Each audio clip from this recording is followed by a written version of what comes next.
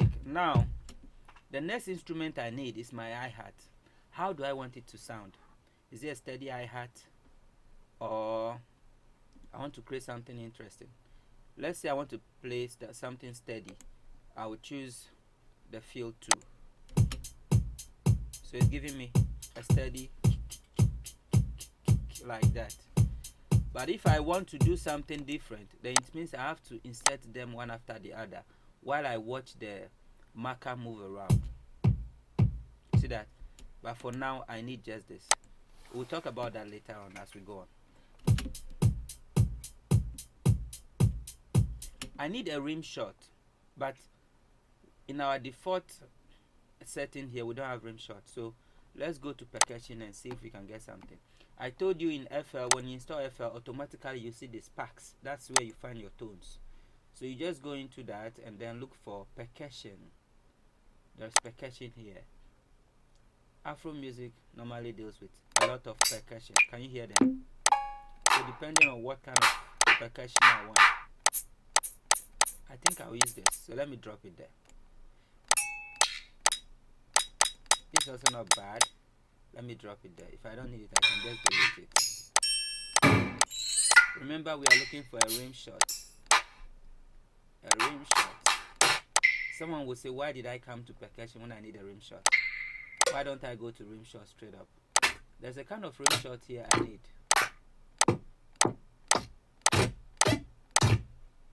I don't know if this is it. That's the rim shot I'm looking for. So I'm dropping it here. Just drag and drop. You click on you left click, drag and drop on the channel rack. Now there is something at the tail that I don't like. I want to compress it a bit, so I'm coming here to do that compression. First I'll take a bit of the beginning by doing this. It's gone off, right? Now I want to take a bit of the back, but before that let me compress. You see how tight it is now? So depending on how tight I want it, this is gone. So let me take off this end by doing a trim. I'm trimming it out. Yep. Now I like it the way it is. What I want to play is ka ka ka ka ka ka, and with that, it's not a steady kick. It's not a steady beat, so it means I have to create it myself. I have to identify where to feel in order to get that sound, right? So ka ka ka ka. As you are doing that, you'll be looking at the marker moving around. Wherever it meets your sound, then you must insert that place, right? So let's say ka ka, it's here, somewhere here. So I'm clicking on this and let's see if it is right. It's wrong, right? So let's go to the next one, which is correct. And then the next one should come ka ka. So I'm doing this. Did you see it? But I want it continuous like that. Ka ka ka ka ka ka. So since it's a repetition of this, why don't I look at the representation here and repeat it here? If this is 1 2 3 4 and I have 1, so let me count from the black. 1 2 3 4. So it means 1 will be here. Did you get that? And then the next one will be on the red. 1 2 3. 1 2 3. So if I like this, I can just continue now by observing and clicking. Observing, then I click. Observing, then I click. Just like that till the end. Now listen to it. It becomes a steady stuff, right? Now let's add our shaker. I need a shaker. You can't do Afro pop without shaker, right? So let's look for shaker. Yeah, this one. This shaker is called Kabasa. Okay, now the next thing is, how does this shaker sound in the production? How do we want it to sound? Should be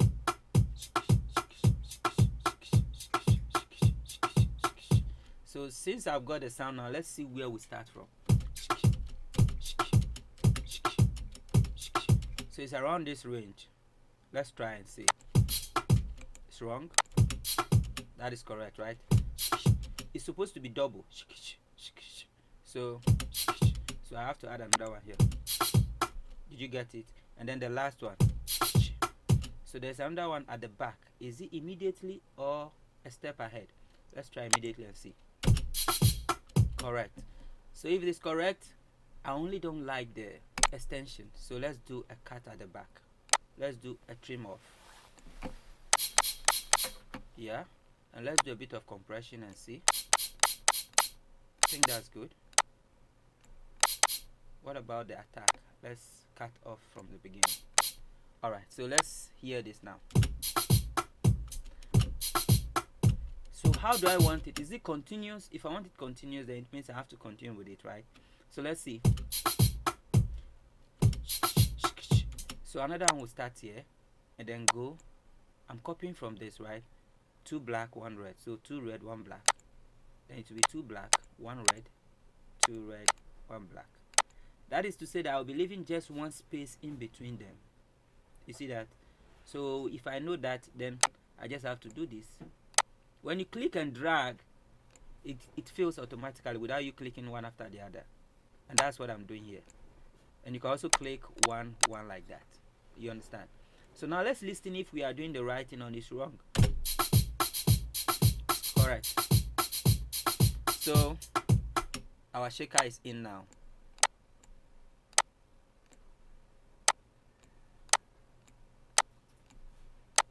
I'm filling to the end. This is telling me that there is one more, which is here. Do you now get it? 2 and then back to black. So now that we have our shaker, let's listen to the beat.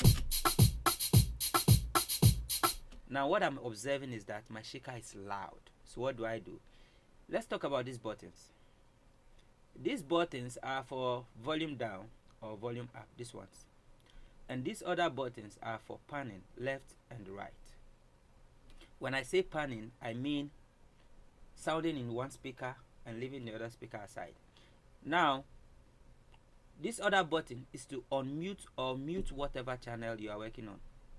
So let's say if I mute them by clicking, let's see what happens. Nothing is sounding even though I'm playing. But when I unmute this, look at it. So it means only this is active. All these ones has been deactivated. You understand? Now, I did this because I want you to feel the pan I was talking about. When I move to the left, listen. It's panning just to the left. When I move to the right, it pans just to the right. So depending on what you want to do with your pan, you choose. For now, I'm not panning.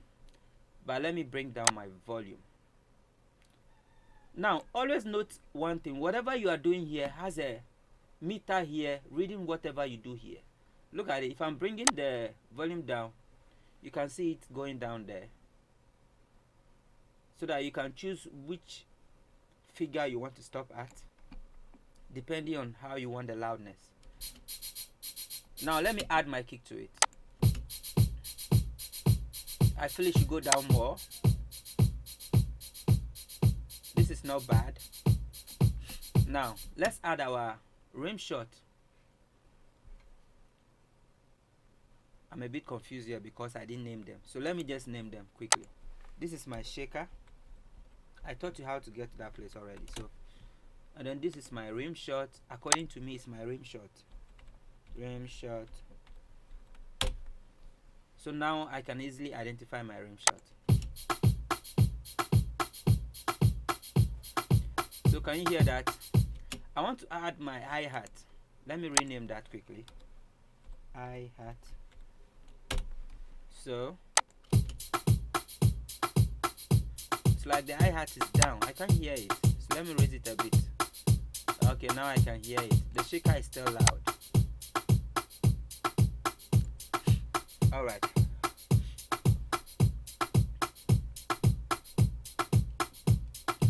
Alright.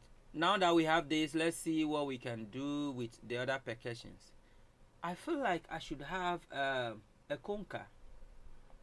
I don't have conga in this. And African music without conga is off. You must have a conga in it. So this is my conga. Remember, if this conga is too piercing in pitch, we can bring down the pitch. Don't forget that. I taught you about that already. So depending on the kind of conga you want. So let's use this. Now I brought the volume down because I felt it's too loud. Don't mind me, I'm used to that, so I don't like loud mix. So even when I'm producing, I start doing my mixing in terms of my gain staging. Mixing your volume is called gain staging. We'll be going into that later on. So what do we create with the conga?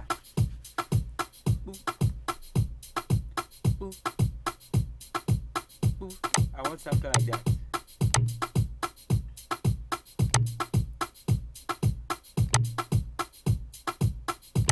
Did you hear that? So now let's insert it. Let's look at the marker while we insert it. It's around this range. Boop. Boop. So boop. I know it's here. Let's see it. It's wrong. So let's try here. It's also wrong. It's also wrong. Let's go back. Right. Do you not get it? I did try an error till I got it. Is that what we want? It depends on what you want. Sometimes I may say here. Depending on what I want to hear. So let me choose that because that's what I want. So I'm fixing it on the red 1, 2, 3, right? So that when I get here, I'm doing that so that when I get here, it will be easy for me to identify it. Let me play. So I have another one here, right?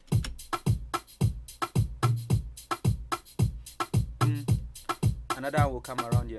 So I know automatically it's the third red and then the third red.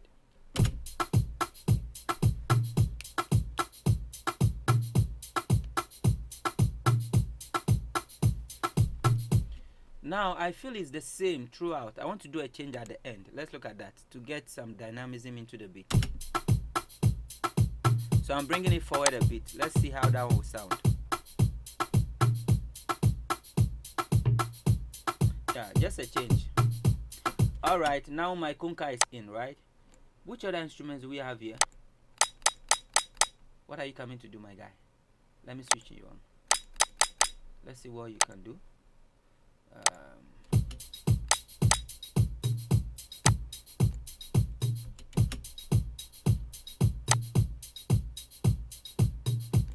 Something happened, right?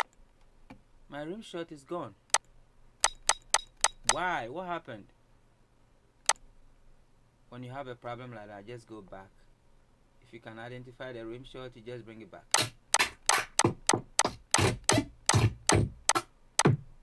This is it. So I'm back again, right? Thank you.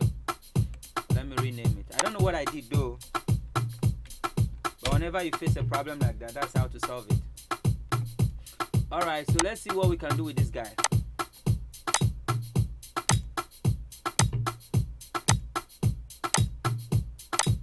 I want something like that. So let's see how to fix that.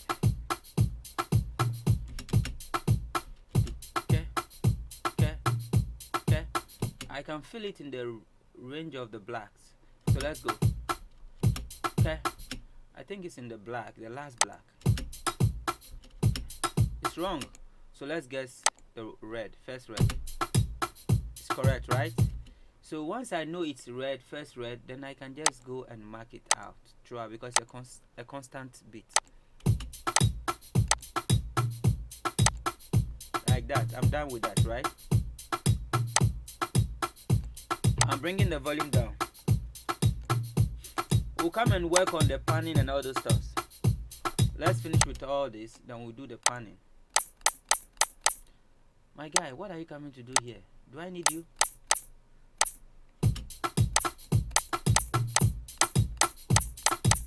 What can I do with this? Oh, we should leave it behind. What can we do with you? It's not necessary you fix it everything. Oh. Sometimes your sound becomes crowded. Okay, let me take my snare instead. I want to work on the snare.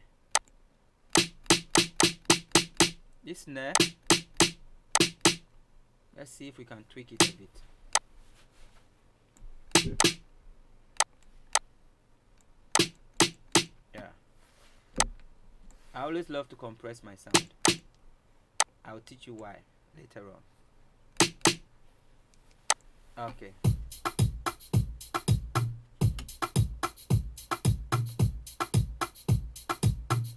Let's see what we can do with the snare. Okay.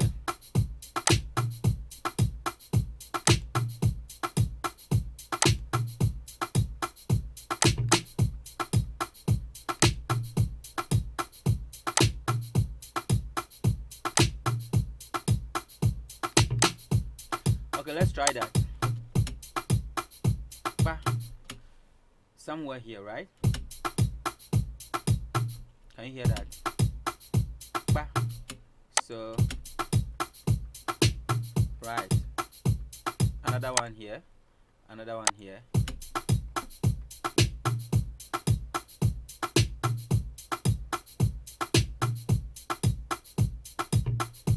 So, another one here, but have pa.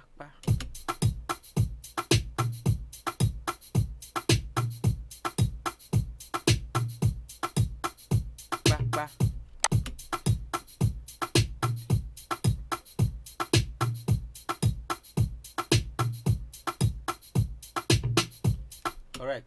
So let's just bring the volume down a bit.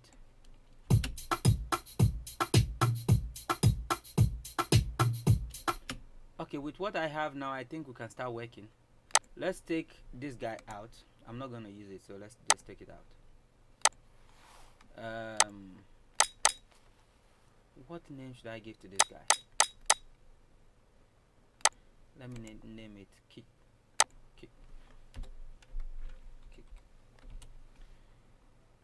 That's my name, you know, bro. Don't get angry. You can name it whatever thing you want to name it. I chose to name it this way, so just to identify it when I'm working. Alright, somebody will ask that what is all this stuff here? Now let me bring you back. I taught you about that the other time. Remember when we clicked on the kick, I taught you something here. Yeah, can you remember that? Automatically it's supposed to be like this when you load the tones. They'll come raw like that without anything. Are you saying it? These are supposed to come, but because FL brought these ones, the first four, he gave those 1, 2, 3, 4. Now what this guy is doing is just to assign whatever we are doing here into tracks in the mixer. Did you not remember? Yeah. So whatever number you give here would affect the mixer. You see what is happening? So when I choose track 1, it means this kick must play through the track 1. When I choose track clap, am I using you? For now, let me just leave you aside. Okay, hi-hat. I choose track 2 for hi-hat, it goes to track 2. But because I already named this one kick, so let me leave the kick in track 1 and bring the hi-hat. Clap, get down, okay? Get down when I need you. I want to do chronological arrangement.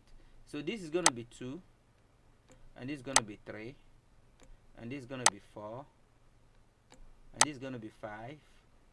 There's a very simple way to do this. I'm just showing you the hard way first. And then this is gonna be 7. You get it? So that whatever we play now will be shown in the mixer. Look at it. You see, they are all moving. They are all moving. Telling you the spikes. It's showing you the spikes in the track. We call these spikes. So now I said there's a simple way. Let me show you the simple way. I'm taking them back to default. Okay, now this is a simple way. You just double click here. When you double click here, then you come to the mixer. If the mixer is not on your screen, just come and click on this. The mixer would come. Then on the first track, you right click, then you go to channel routing. channel routing. I'm routing these channels to this track. So you go here and then choose route selected channel to this track. When I choose the first one, everything will be routed to the first channel. Are you getting it? It's going to be, every channel will be routed to the first track. But the second one says route selected channel starting from this track. It means the first one will take the first, and then it goes like that. So let's do the first one and see what happens. Everybody will play through this. Can you see that? Everyone is playing through that, and that is why we have number 1 for all of them. And then let's do the second one. Channel routing, route through route selected channel starting from this track, and see what happens. Do you see what happened? The naming we did here came here automatically, telling you that they've assigned them onto this track. Now let's see how it sounds now. And when you look at the figures, all the figures are changed accordingly. Now, the purpose of this is for you to be able to work on your various channels in the track. You see, on the mixer, that is where you can add your plugins, your compressor, your reverb, and whatsoever. You can add them here.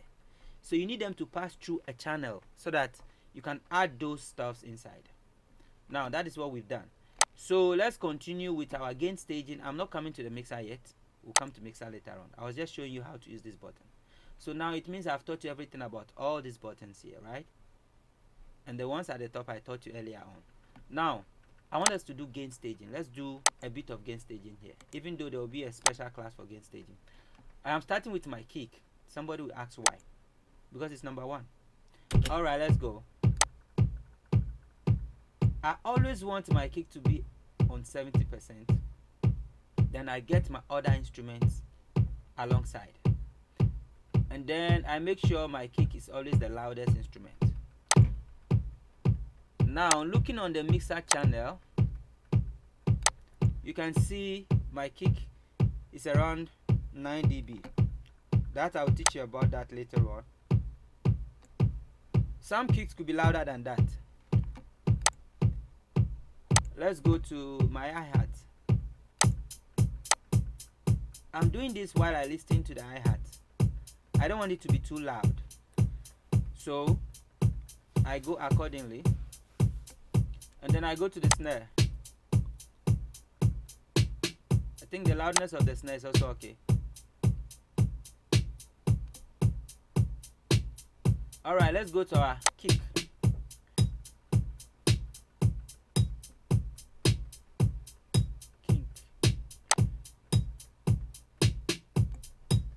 I would love to pan this instrument so that it will not be piercing in the instrument.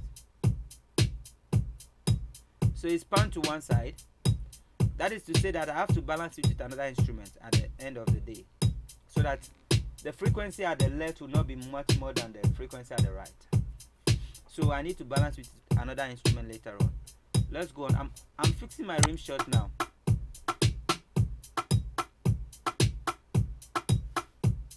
I want my rim shot in the center, but sometimes I could decide to pan it just a bit to balance with the other instrument. Now I'm fixing the shaker. I want my shaker to be panned to the left. Then I bring the volume down a bit.